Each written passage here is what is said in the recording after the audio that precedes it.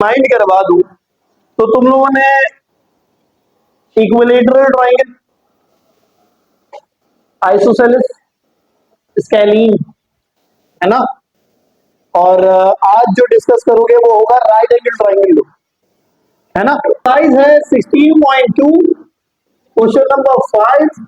एक बच्चा पढ़ेगा सवाल, जरा जल्दी से मुझे पढ़ के बताओगे। 16.2 का क्वेश्चन नंबर 5 मास। एक बात है, मैं फिर से वही सवाल करूंगा कि एक ट्रायंगल में टोटल कितनी साइड होती है? 3 साइड होती है, और तीनों साइड्स को हम आइडेंटिफाई कैसे करते हैं? इन पॉइंट्स के जरिए, डिस्टेंस काउंट करके, डिस्टेंस फॉर्मूला अप्लाई करके, ऐसे ही होता है। ठीक है, अब सर डिस्टेंस फॉर्मूला अगर हम अप्लाई कर रहे हैं, जस्ट सपोज कि मैं पहले बात कर रहा हूं ए और बी के दरमियान, सही है, ए और बी के दरमियान। सर ए और बी के दरमियान के लिए मुझे पहले एक फॉर्मूला अप्लाई करना पड़ेगा, वो क्या है? x2 माइनस x1 का whole square plus y2 minus y1 का होल स्क्वायर, यही था। हाँ, अच्छा, अब इसके अकॉर्डिंग सबसे पहले तो सर हम ये देखेंगे कि हमारा x1, x2, y1, y2 क्या है, सही है। अच्छा, अब मैं यहां पर ये देख रहा हूं कि सर हमने ए और बी के दरमियान की बात की है, तो ए के दरमियान जो वैल्यू मौजूद है तो वो हमारी हो जाएगी एक्स की और वाई की, और बी की भी हमारी क्या हो जाएगी? एक्स की और वाई की। अब यहां पर मेरा बच्चा पहली ब्रैकेट में x1 y1 होगा और दूसरी ब्रैकेट में x2। तो अब मुझे बताओ x1 की वैल्यू इनमें क्या है? जागो, x2 की वैल्यू क्या है? y1 की वैल्यू क्या है? और y2 की वैल्यू क्या है? किसी को यहां पर कोई एतराज तो वो पूछे। पहले बोल दिया नो, सही है। अब वैल्यूज पुट करते थे। x2 की वैल्यू क्या है मेरा बच्चा? 7 माइनस माइनस का 1, तो माइनस माइनस क्या होगा मेरे बच्चे? प्लस स्क्वायर, ये ठीक है। Plus y2 minus y1, y2 की वैल्यू क्या है मेरे बच्चे? और y1 की वैल्यू क्या है? इसका क्या हो जाएगा? ऐसे ही बनाएगा। तो 7 प्लस 1 कितना होता है? 8। इस पे क्या लगेगा बेटे? अच्छा, 5 प्लस 2, 5 माइनस 2 कितना होता है? 3। इस पे क्या लगेगा? तो 8 का स्क्वायर कितना होता है मेरा बच्चा? 64, और 3 का स्क्वायर 9। दोनों को आपस में क्या करेंगे? और जब दोनों को प्लस करेंगे अंडर रूट में क्या आएगा? 73। अब एक सवाल है मेरा, अनस, ये बताओ क्या 73 का रूट आता है? नहीं आता। फिलहाल इसको यहीं पर छोड़ देंगे, ठीक है। ना तो 73 का रूट आता है, ना ही इसका कोई एलसीएम आता है। जल्दी से यहां तक कॉपी करो, फिर आगे बात करो, सही है।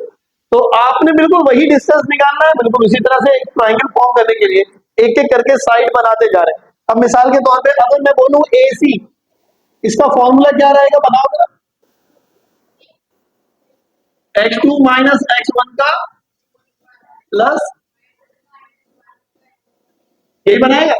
अच्छा, अब ये देखने के बाद अब मुझे ये बताओ कि x1 क्या है, x2 क्या है? 2। अब देखो तुम लिखते हो x2 माइनस x1, सही है ना? तो यानी 2 माइनस माइनस का 1, तो माइनस माइनस प्लस, तो ये बनाएगा 2 प्लस 1 का, ये बनाएगा। अच्छा, अब जरा ये बताओ y2 माइनस y1, y2 मतलब माइनस का 6 माइनस का 2, तो ये क्या बनाएगा? माइनस का 6 माइनस का 2, इसका क्या बन जाएगा? Whole square. अब जरा मुझे ये बताओ 2 प्लस 1 कितना होता है बेटे? 3 का स्क्वायर, माइनस माइनस 6 और 2, और ये बताओ कि कौन सी साइन आएगी? माइनस के 8 की साइन बनेगी। क्यों बनेगी भाई? क्योंकि बड़े नंबर की साइन आती है, यूजुअली यही होता है, सही है। अच्छा, अब जरा पढ़ो जरा, 3 का स्क्वायर कितना होता है बेटे? 9, और 8 का स्क्वायर क्या होता है? 64, जैसे हमने पिछले सवाल में किया, पिछले पार्ट में किया। अच्छा, अब मुझे ये बताओ कि ये माइनस रहेगा क्या? क्योंकि जब भी नेगेटिव साइन के ऊपर जब स्क्वायर आता है तो बेटा वो खुद पॉजिटिव हो जाता है।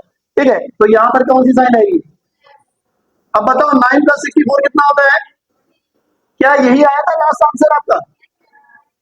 तो इसका मतलब दो साइड का आंसर सेम आ गया, है ना?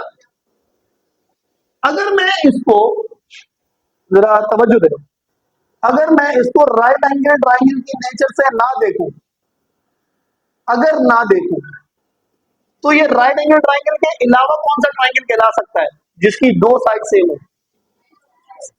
आइसोसेलेस। ठीक है, क्योंकि आइसोसेलेस ट्राइंगल हमारा वो ट्राइंगल होता है जिसकी दो साइड बराबर होती है, तीसरी साइड बराबर। और अभी तो हमने तीसरी साइड निकाली भी नहीं है। ठीक है, यानी अब अगला पार्ट देखो, तीसरी साइड जो निकालेंगे तो वो कैसे निकलेगा। ठीक है, अब आपने देखना है बीसी के दरमियान में, सही है ना? तो ये हो जाएगा x1 y1 और ये हो जाएगा x2 y2। अब मेरा बच्चा बीसी के लिए फॉर्मूला क्या कह रहे हो बेटे? बोलो बोलो बोलो बोलो, अरे बोल दिया तो। यहाँ -2 है, यहाँ पे। अच्छा, अगर आप ये कहना चाह रहे हो कि सर 2 से पहले माइनस क्यों लगाया? अच्छा, मुझे एक बात बताओ, यहाँ क्या लिखा हुआ है? y2। y2 तुम्हारा क्या था? -6, ये आ गया। उसके बाद y2 के बाद कौन सी साइन थी? साइन कौन सी थी? सही है, अब समझ में आ गया। अच्छा, अब जरा यहाँ देखो, यही वही फॉर्मूला लगेगा सर, x2 - x1 का प्लस y2 - y1 का होल स्क्वायर, राइट? अच्छा, अब जरा मुझे ये बताओ कि तुम्हारे पास यहाँ पर x1 क्या है, x2 क्या है? 2। तो तुम यहाँ पे क्या लिखोगे? 2 - 7 का होल स्क्वायर। किसी को कोई एतराज? टिक छापना नहीं होता मेरे बच्चों। अच्छा, अब जरा यहाँ देखो, यहाँ क्या लिखा हुआ है? बाई 2 -6, बाय 1 क्या लिखा हुआ है? 5। तो यहाँ पर आप इसको ऐसे लिखोगे, -6 -5 का होल स्क्वायर। अब देखो यहाँ जो माइनस आया ना, वो 5 के साथ का नहीं है, वो फॉर्मूले का। क्लियर हो गई बात? अच्छा, अब जरा कैलकुलेट कर लो, 2 - 7 कितना होता है बेटे? माइनस का 5, राइट? अच्छा, और माइनस माइनस प्लस, ये बताओ कि 6 और 5 मिलके क्या बनाएगा? माइनस का 11। सर हम ये बात जानते हैं कि माइनस की वैल्यू पे स्क्वायर करेंगे तो क्या हो जाएगा? प्लस हो जाएगा। ठीक है, माइनस का 5 का स्क्वायर +25, माइनस के 11 का स्क्वायर 121, ये दरमियान में क्या है? प्लस। मेरा बच्चा अब जरा जल्दी से इसको जरा प्लस करके देखो क्या आंसर आ रहा है। 146 रूट के अंदर, है ना? ऐसा ही है, यही आ रहा है, पक्का यही आ रहा है, सही है। अच्छा, अब आप ये क्या करोगे, इसको ये नहीं, इसको एलसीएम लेने की जरूरत भी नहीं पड़ेगी। आपके पास 2√73 आ गया और आपके पास एक आ गया 1√146, राइट? आप जरा जल्दी से यहाँ तक कॉपी करें, उसके बाद मैं बेसिक कॉन्सेप्ट दूंगा कि राइट एंगल ट्रायंगल पहचाना कैसे जाता है। इसमें एलसीएम लेने की नीड नहीं। अच्छा, मुझे एक बात बताओ,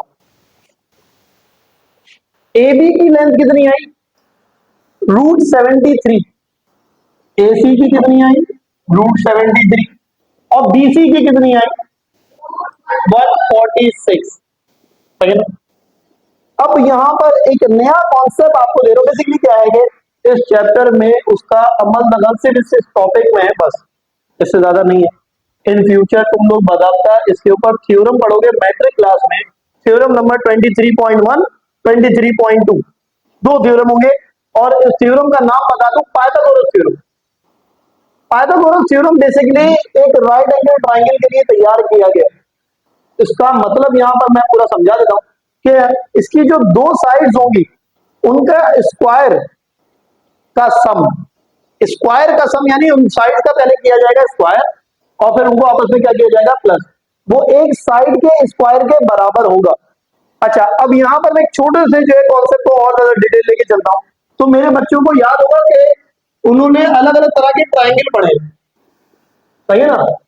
अब इस ट्रायंगल में तुम गौर से देखो तो हम इक्विलेटरल ट्रायंगल बोले, आइसोसेलेस बोले या स्केलिंग बोले, ये उससे हटकर है, और ये उससे हटकर एक चीज की नुमाइंदगी कर रहा है, और वो है राइट एंगल 90 डिग्री। अगर किसी ट्राइंगल में 90 डिग्री आ जाए, समझ लो कि वो राइट एंगल ट्राइंगल कहलाता है। अब अगर तुम्हें एंगल का यहां पर कहीं जिक्र है ही नहीं, तो तुम कैसे बताओगे कि वो राइट एंगल ट्राइंगल है? तो फिर तुम पाइथागोरस थ्योरम अप्लाई करोगे। पाइथागोरस थ्योरम के मुताबिक इन इन तमाम साइड्स के नाम होते हैं। जो साइड राइट एंगल के सामने होती है उसे हम नाम देते हैं हाइपोटेन्यूज। एक साइड बनती है परपेंडिकुलर, एक साइड बनती है बेस। अच्छा, अब कौन सी परपेंडिकुलर होनी चाहिए या कौन सी बेस होनी चाहिए, ये अभी हमारा कोई कॉन्सेप्ट नहीं है, इसलिए नहीं है क्योंकि जब इसके बारे में डिटेल में पढ़ोगे तो मैं बताऊंगा कि इन दो में से कोई भी एक परपेंडिकुलर कंसीडर की जा सकती है, ठीक है, और कोई भी एक बेस कंसीडर की जा सकती है, लेकिन हाइपोटेन्यूज फिक्स है। क्यों? क्योंकि वो हमेशा राइट एंगल ट्राइंगल के सामने, यानी राइट एंगल के सामने होगा, ठीक है। अच्छा, अब ये बात होने के बाद अब आ जाते हैं इस पाइथागोरस थ्योरम पे। मैं यहां पे लिख रहा हूं by using Pythagoras theorem. Pythagoras theorem के मुताबिक हमारा हाइपोटेन्यूज का स्क्वायर बराबर होता है परपेंडिकुलर स्क्वायर प्लस बेस के स्क्वायर, ठीक है।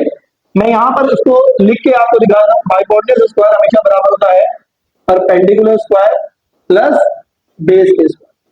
अब परपेंडिकुलर और बेस अगर हमारी एक एक साइड हो गई, जिनको मैं नाम दे सकता हूं, जरा मुझे बताओ जरा। ये अगर मैं इसको ए बी बोल दूं, सही है, अगर मैं इसको ए बी बोल दूं और बेस को मैं ए सी बोल दूं, तो हाइपोटेन्यूज मेरा क्या बनेगा? डी सी, ठीक है। तो मेरा बच्चा मुझे बताओ जरा, बीसी की साइड की वैल्यू क्या आई थी? √146, राइट। इस पे क्या लगा? स्क्वायर, है ना। अच्छा, अब जरा ये बताओ मुझे कि ए बी की साइड की वैल्यू क्या आई थी? इस पे भी क्या लगेगा? रूट ए सी की वैल्यू क्या आई थी? √73। इस पे भी क्या लगेगा? आप ये पढ़ते आए हैं, स्क्वायर से रूट, स्क्वायर से रूट, स्क्वायर से रूट। अगर 73 + 73 करेंगे तो क्या बनाएगा? सही है, दोनों साइड बराबर बन रही है फिर, यानी दो साइड मिलकर एक साइड बना रही है। ये प्रूफ है कि ये क्या है? Right angle triangle. क्लियर है?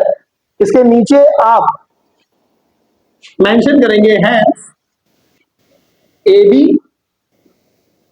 Comma A C and D C form right angle triangle.